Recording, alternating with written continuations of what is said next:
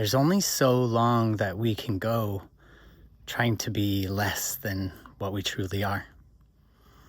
It just feels worse and worse.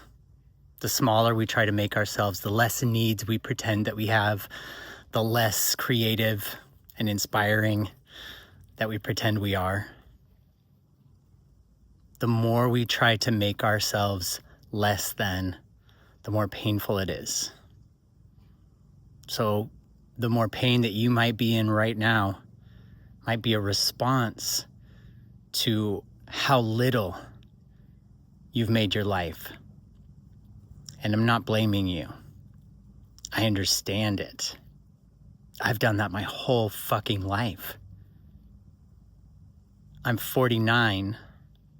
I am continuing to try to bust through shells, through layers of walls in which I have built and other people have built around me to keep me safe from being fully seen, from shining, from radiating.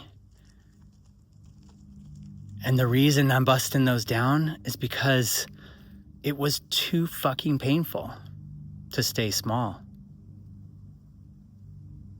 And so I know that there's a brightness, a lightness, a bigness, an audacity, a brazenness within you that is dying to be expressed. So we can do that in small and big ways.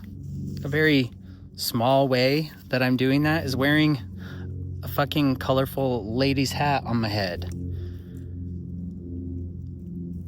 Is coming here to speak to you without any idea of what I was going to say. It's of choosing how I move through the world instead of chastising myself because I didn't do something correctly. I'm honoring myself for doing it at all. Instead of starting with a project, I start with a dance.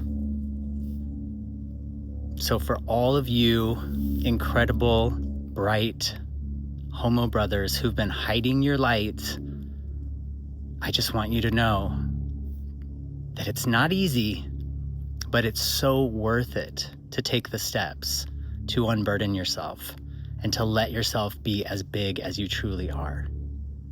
I love you.